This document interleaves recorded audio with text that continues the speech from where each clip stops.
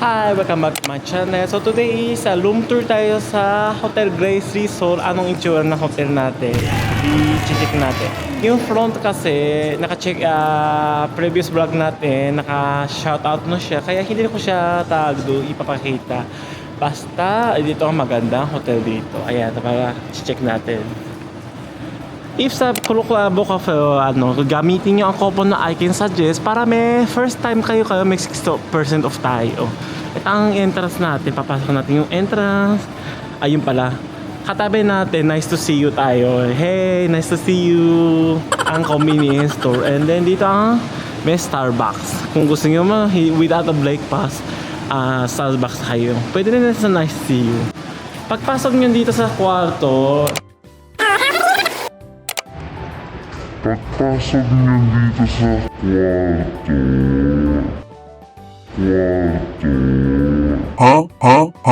What?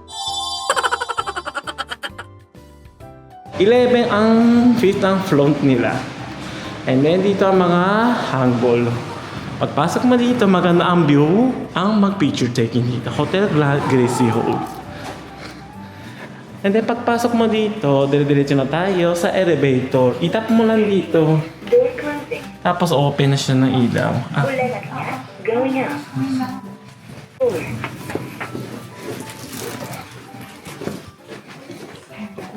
4. Yan, nakamali ako bumaba sa toy fruit. 13 tayo. Basta dito sa elevator may kulay sila. Sumunod na tayo. Tapos itap tayo ng IC card. And then open na siya na automatic na room for nyo. Ayan, pasensya na di ako kasi kanina nakablog eh. Okay, pagbaba niya sa elevator. Ayan, ating room tayo. 1319. Then yung room key card, itap mo lang siya. Open na siya, kulay green. And then pagpasok natin, yan, ang gantong view. Super maganda, di ba? So, pagpasok mo, may security deposit. Pasensya na may sapatos na. And then yung mga sweeper, island, yung plancha, and then yung mga kabayong plancha, di ba?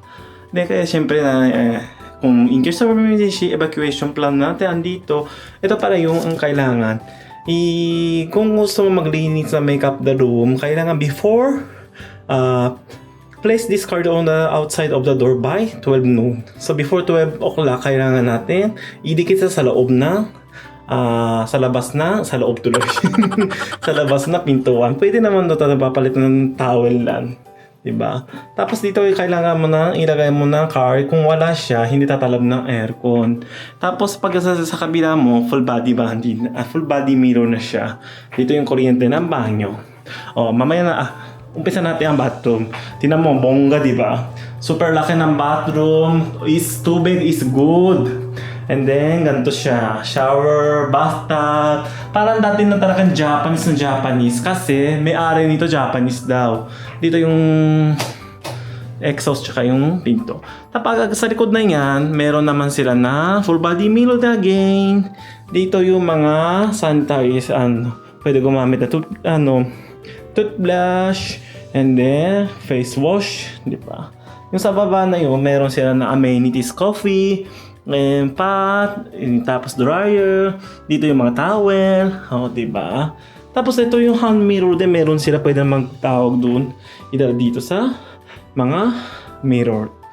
Dito yung kwarto namin, ayan may sofa, double bed, pwede naman siguro magpipili. Tapos may steamer. Kapag sumasakit sa lalamunan nyo sa aircon, pwede magtawag steamer. Tapos dito yung TV. Malaki din ng TV. Ay, yung pala may sarip para dyan. And pasensya na lang po ito yung mga binili kong pasalubong, super dami. Tapos nakakatuwa dito, kapag siniride mo siya, bongga. Ayan, magsasarada siya ng tawag. Doon isang kwarto siya.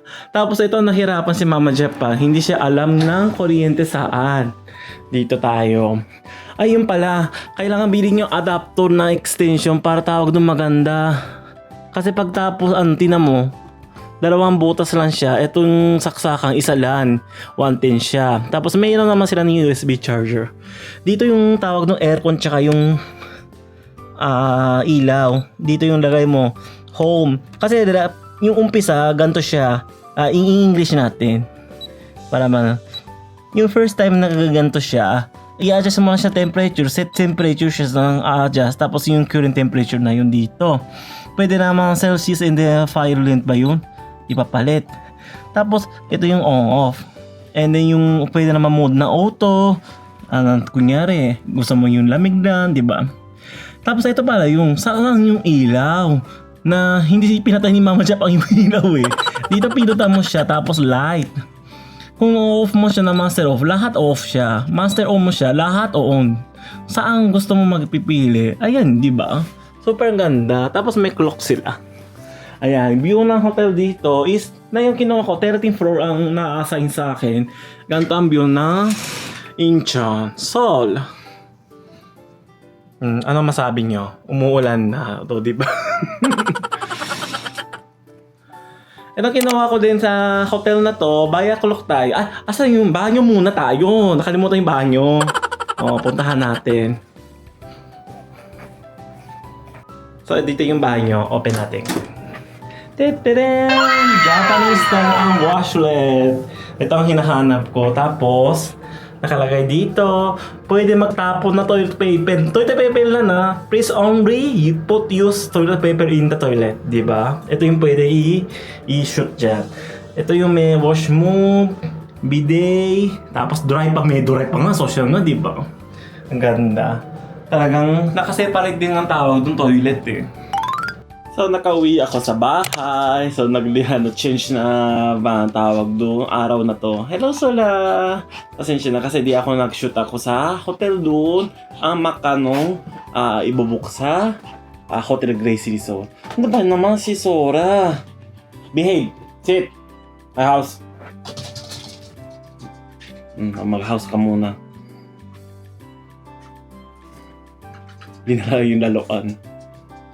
Ay, ayaw niya. Hindi kaya. So, kasi yung hotel natin by Seoul, binuko ko sa Klook, na-check ako din ako sa Agoda, Booking.com, or Expedia. Lahat ng third-party site, sinerch ko, pinakamura ang Klook noon. So, bale, 2 kwarto po kami. So, isang kwarto is 33,160 yen. So, 2 araw na po siya, no breakfast ha. 2 araw na po siya, so bale, isang araw is 15,000 yen. Parang around 15,000 yen. So, kung 2 po kayo sa kwarto, pa-divide mo siya, 15,000 yen ang 2 araw, di ba? Kasi, divide mo na ng 33,000 ang 2 eh.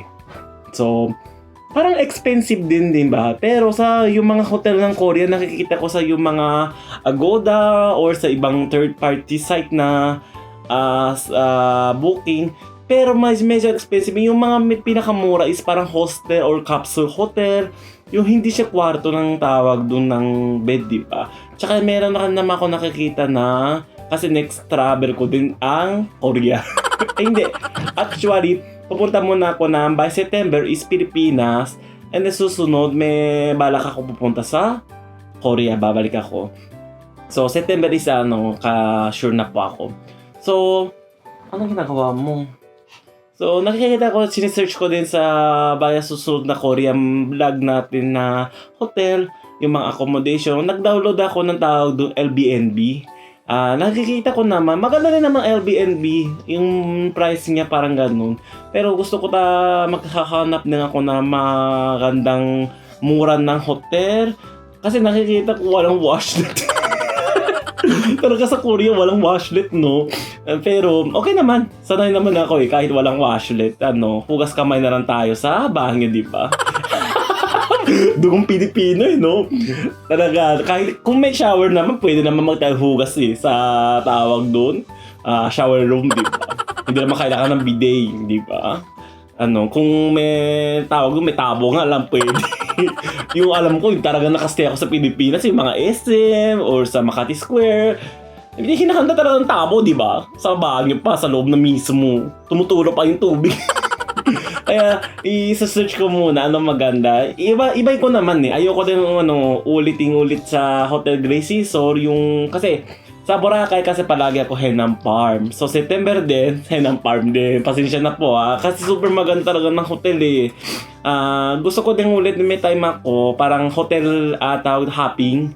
Yung iba-ibang hotel tayo magstay para malaman natin yung mga followers natin saan pinakamura ang mga hotel sa Boracay, di ba? Pero pasensya na, di muna sa Boracay. Sa Korea muna tayo, hindi na mga actually hotel hopping, pero ilang times na siguro ako babalik sa Korea. Nasarapan na ako talaga pumunta dun. May balak po talaga ako babalik talaga sa Korea na. So, alam na yung price. Tapos yung location at parang near Myeongdong na yung Hotel Gracie Resort. Super maganda.